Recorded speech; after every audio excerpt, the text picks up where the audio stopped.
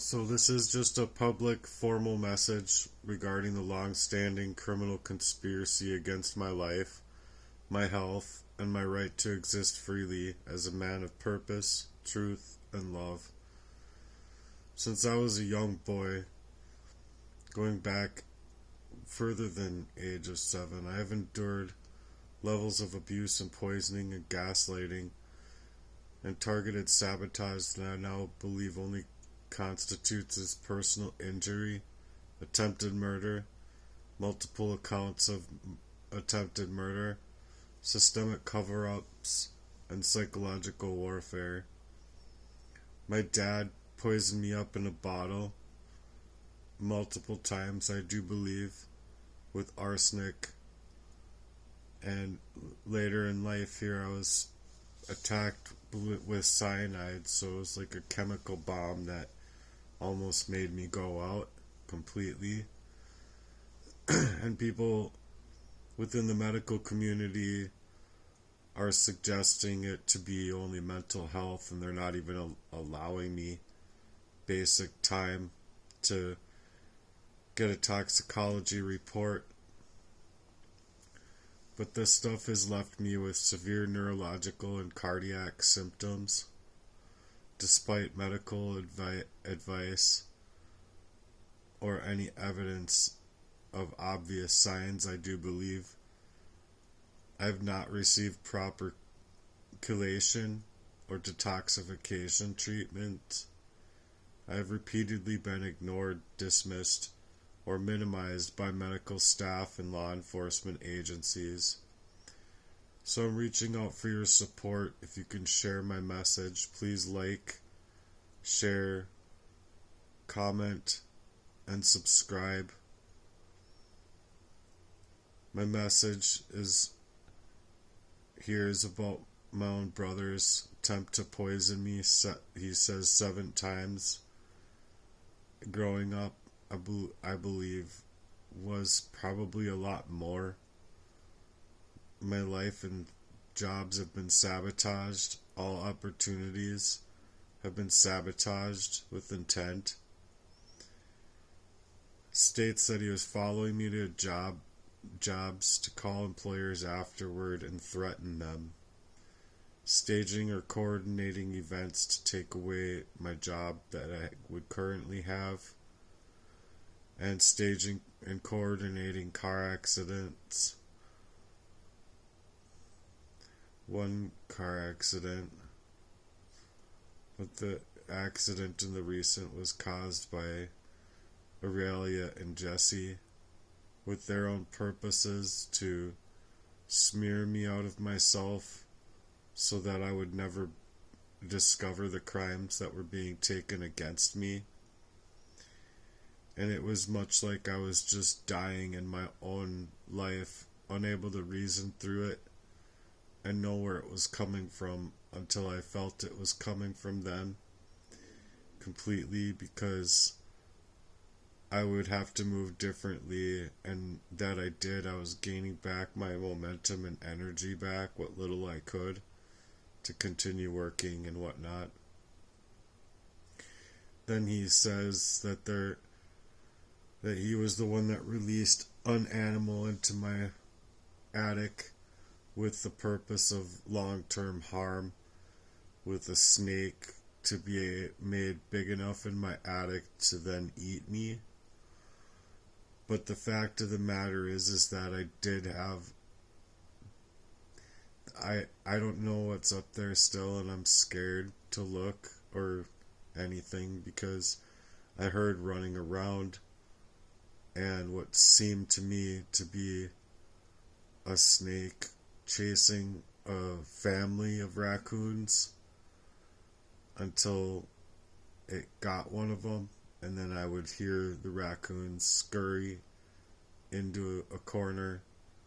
Hopefully they all found themselves their way out, but I still hear sounds here and there. But its purpose was not only psychological damage, but just with everything I've lived through homelessness, through the blight of parasitical attacks, that were placed upon me, I believe that these were meant for long-term psychological harm. So, either way, true or untrue with where it came from, I know that there was something up there that would just freak anybody out based on all of the running and all of the legs moving to safety, it sounded like. And so it was really scary to me. Either way, Jesse and Aurelia had infiltrated my life to cause direct harm. So with the proxy relationship and being poisoned up, I don't think that there was much escaping to the fact. But it's just scary to me because even when trying to cooperate with agencies, police, doctors, or anyone else, it's just their alleged fear in cooperating with these federal agencies is exposing powerful harm. Whether every detail is true or symbolic, the message that my brother sent to me reflects a very premeditative abuse, a long-term strategy of eliminating me emotionally, socially, physically, and spiritually, all while manipulating my relationships by proxy and hacking me in order to prevent me from ever discovering the truth. So it's been very isolating, meant to destroy my credibility or my outreach for anyone else to support me. So I am looking for a support system. I would hope to find somebody that can be with me and not leave me alone. To this day, I'm being stalked, monitored, and ignored by law enforcement.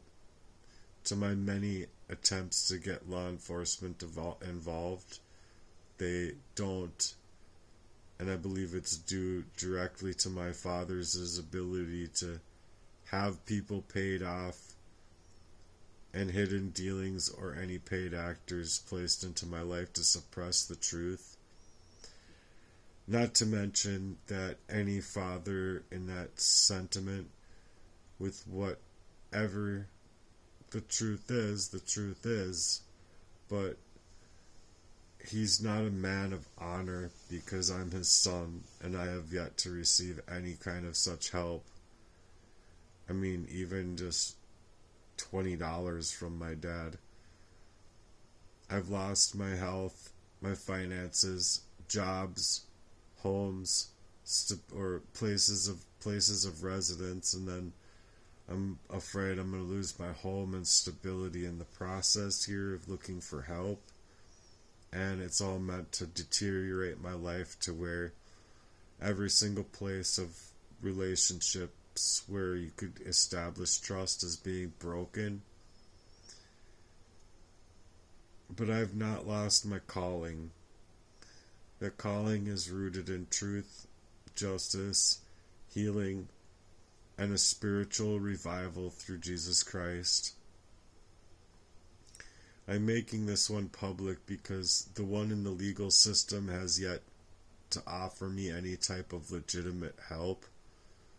And because the more I expose, the more it seems I'm targeted. But without me exposing it, is just going to be leaving me for dead without any availability of people knowing the truth or utilizing their own minds to determine what the truth is. So while I'm out here asking for legal representation, especially within the law of personal injury or with civil rights activists and attorneys, I'm also requesting support from Christian leaders, churches, civil rights organizations, and independent journalists, or anyone else that you can think of that can help me in a real spiritual and systemic crime of an arsenic abuse and abuse in and of itself, not only against me, but connecting to the greater evil being concealed in plain sight, and the facts that it didn't make me know and be able to see just seconds past what had happened in my life. And so my goal isn't about revenge, but it's about restoration, truth, and for my story to reach the light of day so that hopefully I can step forward and reach a better life to help others too to step forward and in their own lives be able to quit drugs, get off any alcohol, quit smoking, and start to live a better, more productive life. That was my goal. So it's like you're not seeing me for me right now. You're seeing me for maybe a 0.01% me, or something of that sorts. I had better goals than this, and I deserved a better life than the one I was being given based on the people that were just hurting me so badly. So if you're a lawyer, or you're a writer, a journalist, a whistleblower, or someone else who sees the truth behind these attacks, please, I'm asking you to come forward. Help me safely detox my body and regain footing in my life, because these crimes are just unaccounted when it comes to the law. Or like, I'm trying to force the law to be accountable to me based on what I've gone through. My name is Matthew Murden, and I am not crazy. I'm a survivor, and I'm awake. And I've been calling for justice out here because it feels like without doing such things, I might lose my life completely. And I don't want to lose my life completely without having actual availability of trying to work my mission, because I was really excited to work my mission. And so it's just really sad to me what I've had to endure because of it. So I hope that I can get some kind of medical framing for legal and medical review because of the neurological toxicity symptoms that align perfectly with chronic arsenic abuse and cyanide exposure, where instead they're just not even trying to do a process of elimination. And or if they are, it's to allow for enough time for the rest of the decimation of my life where I won't have mobility to get to and make the appointments that I need in order to secure my life with what's happened to me. And so it's just worsening under the stress that going for help within a very gaslit reality already is being met with further silences, dismissal, and further gaslighting me to make matters worse. In a constant cumulative pressure of this poisoning and the trauma response, my body needs chelation and detox that's urgently required. I would bypass the toxicology report just to get to the things that I need to detox, but when you already don't have money and you're been decimated in that fashion, I'm asking for the people around to just be a parent to me in my life. Don't overlook your own ability to care, because even if you don't have money, you might be able to write down my name and just say, something that please subscribe to my YouTube channel, Matthew Murden, and stick it up on a bulletin board or put it in your local coffee shop, or if there's any other things that you can think of doing to help me out in that kind of fashion, you can be creative here. And then I trust those with hearts who hear and those who see what I'm actually saying to be true, because it is true.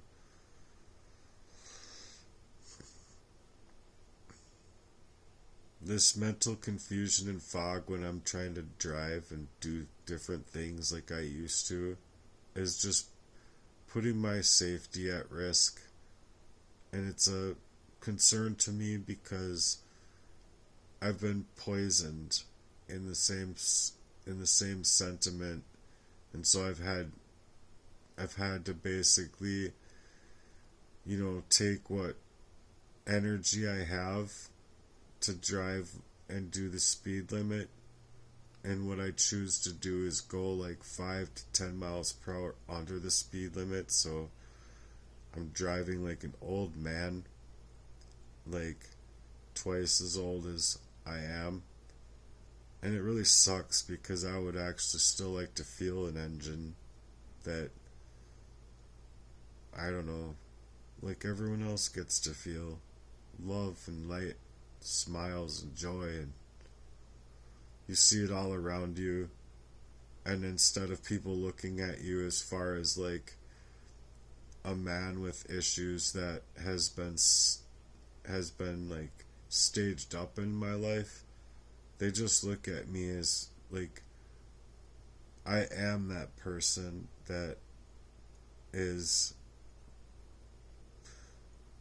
I don't know, like my trust and my love was weaponized, you know what I mean? And so it doesn't make it easy for me. And there's other reasons that are very more personal to me. But I've been trying in a way to create the option for people in a faith-based approach where I've been standing on the battlefield not only for my own life but for the lives of others, is where I was wanting to move with my own charity that I was going to utilize my own money to build. And because of the ways that I've been hacked and because of the people that were involved that I wasn't able to see of the covert poisoning,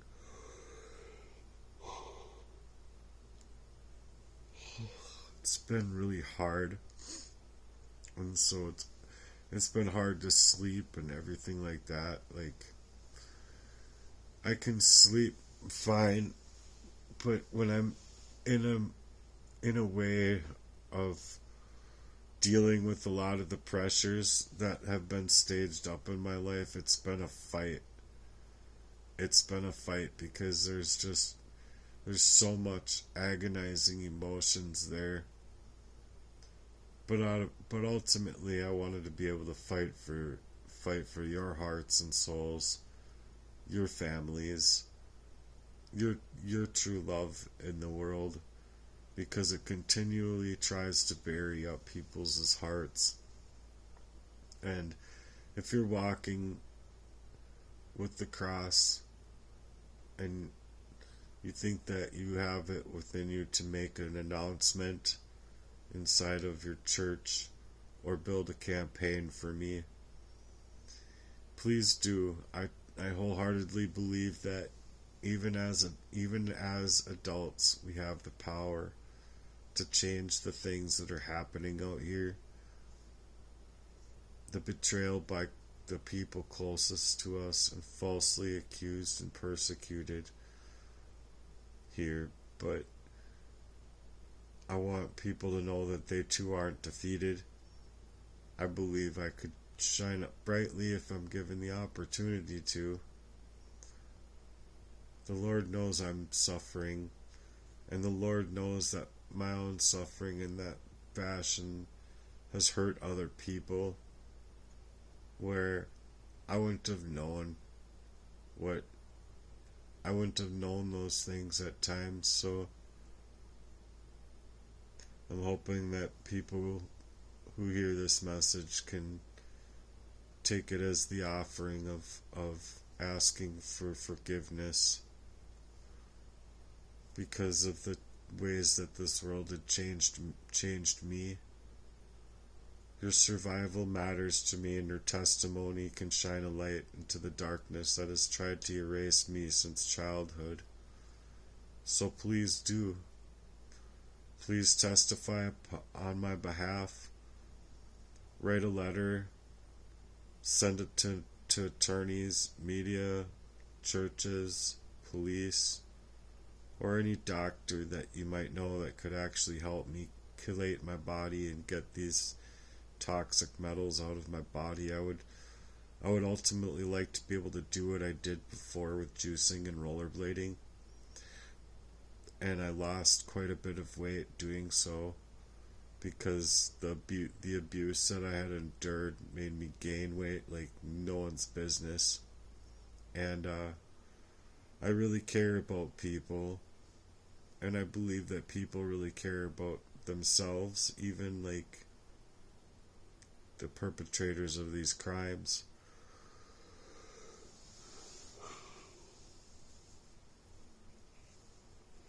So I'm calling on you to pray for our enemies with me. Pray for the people that have done these horrible atrocities to me. And if you have it within yourself and you have a better influence and outreach, would you be willing to create a campaign or a GoFundMe for me? I would really like it if you did, because I've been through an awful lot, and like I've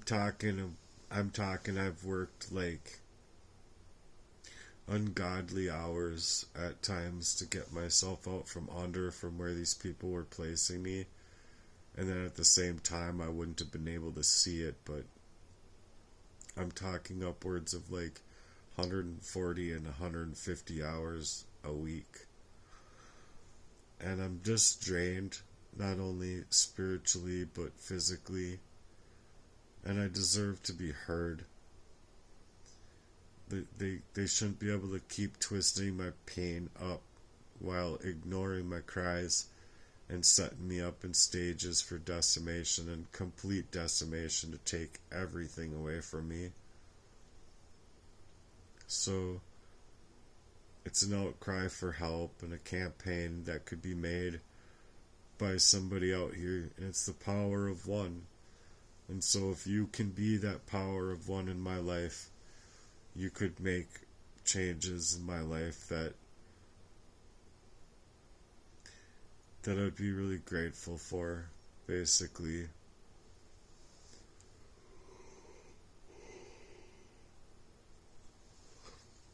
I was just having a hard time falling asleep because I am so tired, and like as soon as I like fall asleep, like as soon as I'm like on the cusp of like actually falling asleep, it's like I have instant nightmares or like instant something happening within my body or within my mind about the crimes that have happened to me and how widely I'm just being ignored. It's pretty scary to me. And so I guess I'm just hoping that people can reason it within it of themselves to suggest that they have ideas of their own that can help me in this, because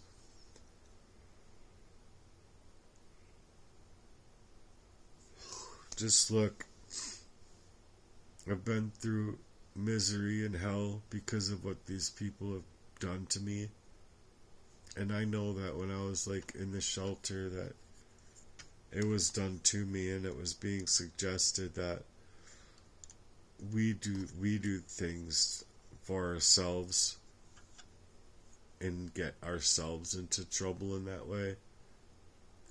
And I don't believe that to be ultimately true when you're dealing with an arsenic abuse, since I was in diapers. And I really need people to hear that and hear that well, because I don't even want these people that did these things to me in trouble, but I just want the help that I'm after.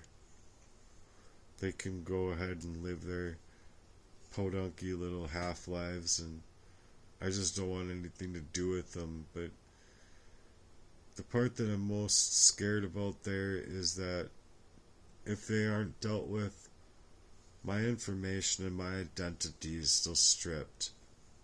They're going to keep on targeting me if they don't get taken care of in that fashion. And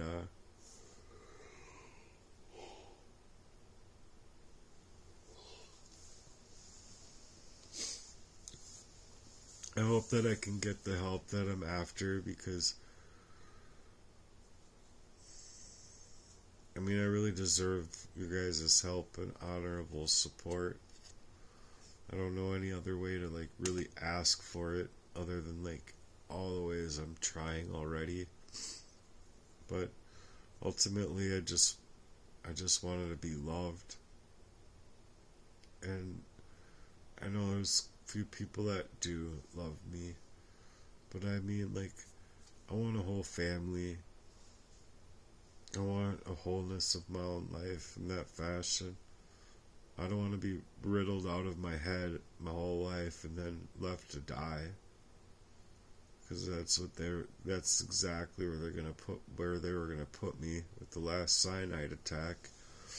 If I wasn't moving away from them and moving in the ways of like what they were giving me and stuff, and recognizing it, and not really like bringing it all to their attention. But there was a time that I was poisoned after then, and I don't know how it happened. I really don't know how it happened.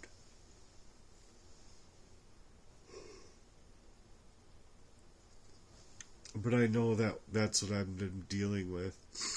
And so when it hit me, and it was like, no, not a gun, you know, because you have so many prayers when you're like falling up on the ground, like so many times per year. I don't know, 4, 5, 6, 7 times per year at times, where you're just like so poisoned up that it's like it's to suggest to me that there's something nefarious happening to me. It's nothing to deal with your own personal health or anything like that. It like legitimately tells you that something else is there, and you if you're like me, you go to the Lord and ask the Lord to help you figure these things out. And the Lord did. So anyway, I'm gonna fall asleep now, I hope. And I just want people to know that it's just been so ultra hard to do that, because like I just woke up this last time saying like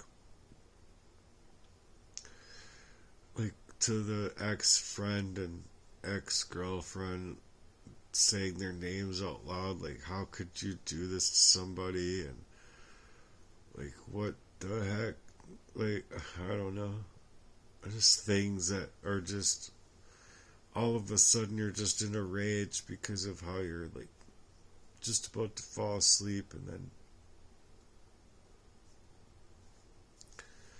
I don't know, it's like reliving it.